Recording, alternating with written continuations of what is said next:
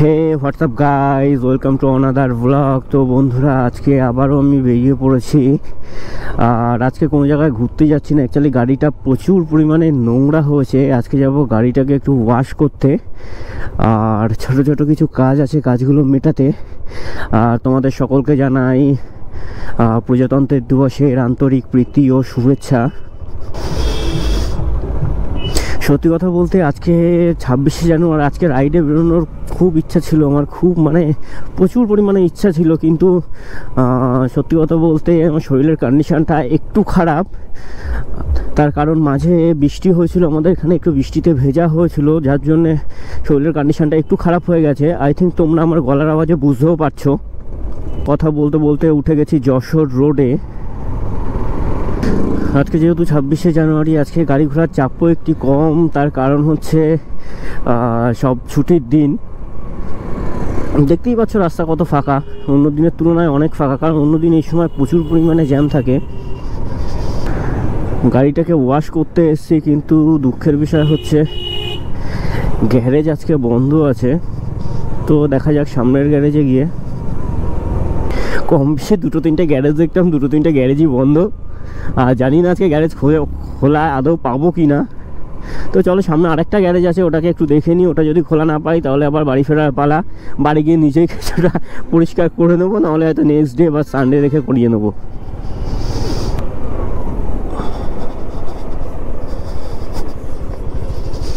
এখানে একটা গ্যারেজ খোলা আছে দেখতে পাচ্ছি, দেখি দাদাকে বলে দাদা ওয়াশ করে কি না আদৌ।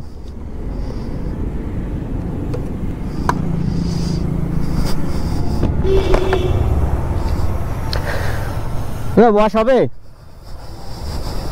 ওয়াশ হবে। ফাইনালি বন্ধুরা দেখতে পাচ্ছ, এই যে দাদার এখানে একটা দোকান খোলা আছে, বলছে হ্যাঁ ওয়াশ হবে।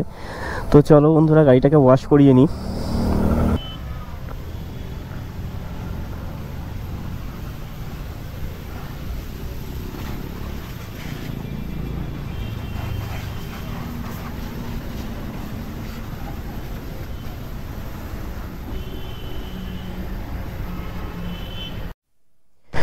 তো ফাইনালি বন্ধুরা, গাড়ি হয়ে গেছে ওয়াশ। তো এখন বাড়ি যাওয়ার পালা।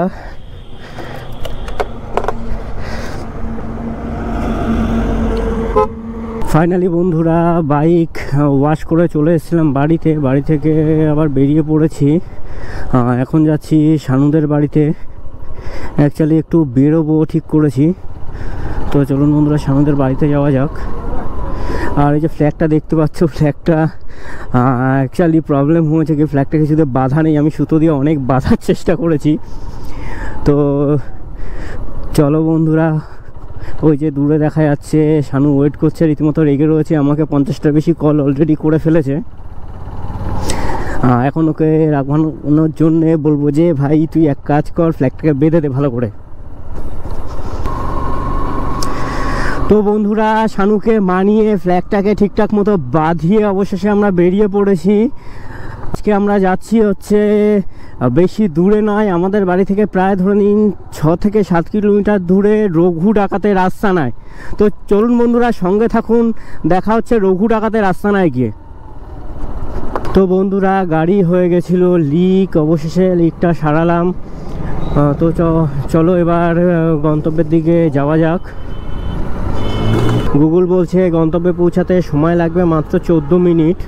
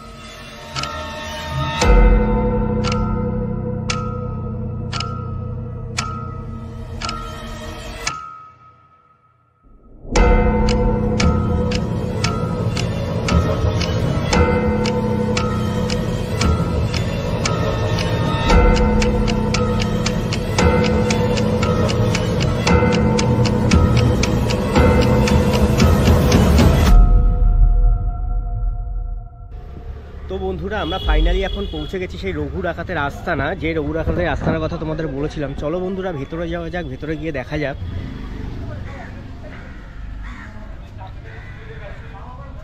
তো ফাইনালি বন্ধুরা আমরা প্রবেশ করেছি রঘু ডাকাতের আস্তানায়।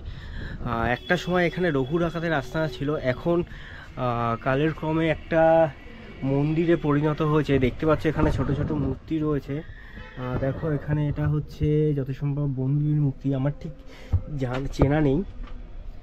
এই যে দেখতে পাচ্ছ এখানে একটা সরস্বতীর মূর্তি রয়েছে। আর এই যে গাছগুলো দেখতে পাচ্ছ, গাছের ঝুড়িগুলো দেখতে পাচ্ছ, এই গাছের ঝুড়িগুলোতে এখন বর্তমানে পুজো করা হয়। অ্যাকচুয়ালি এখানে আগে মূর্তি ছিল, একটা মূর্তি স্থাপন করা ছিল। রঘু ডাকাত অ্যাকচুয়ালি একটা অষ্টধাতুর মূর্তি স্থাপন করেছিল, কিন্তু আমার যত শোনা কথা যেটা হচ্ছে উনি একদিন কোনো জায়গায় ডাকাতি করতে যায় এবং সেখানে ধরা পড়ে যায়। অবশেষে তিনি এখানে ফিরে আসেন এবং মূর্তিটিকে কোনো কিছু একটা আঘাতে ভেঙে ফেলেন। ভেঙে ফেলার পরে তারপর এইখানকার এই মূর্তিতে মানে ভাঙা মূর্তিতেই পুজো করা হতো, কিন্তু কালের ক্রমে মূর্তিটি চুরি হয়ে যায়। এরপর কেউ আর কোনো মূর্তি স্থাপন করেনি। তারপর থেকেই এই যে দেখতে পাচ্ছ এই যে ঝুড়িগুলি, এই বটগাছের যে ঝুড়ি, বটগাছ বা অশ্বত্থ গাছ যেটাই বলো না কারো, এই ঝুড়িগুলিতে পুজো করা হয়। তো বন্ধুরা তোমরাও আসতে পারো, এসে দেখতে পারো এমন 400 থেকে 500 বছর পুরনো একটা স্থাপত্য।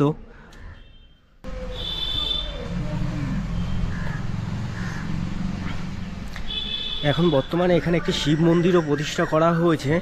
এই যে দেখো,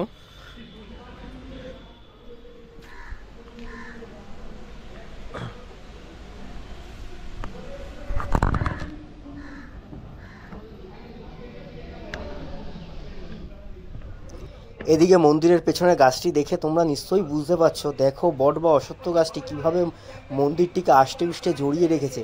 এই গাছটির উপরেই নির্ভর করে আজ মন্দিরটি দাঁড়িয়ে রয়েছে। খালি বন্ধুরা রঘু ডাকাতের আস্তানাকে টাটা বলার পালা। তো টাটা বলে আমরা এগিয়ে যাচ্ছি বাড়ির উদ্দেশ্যে।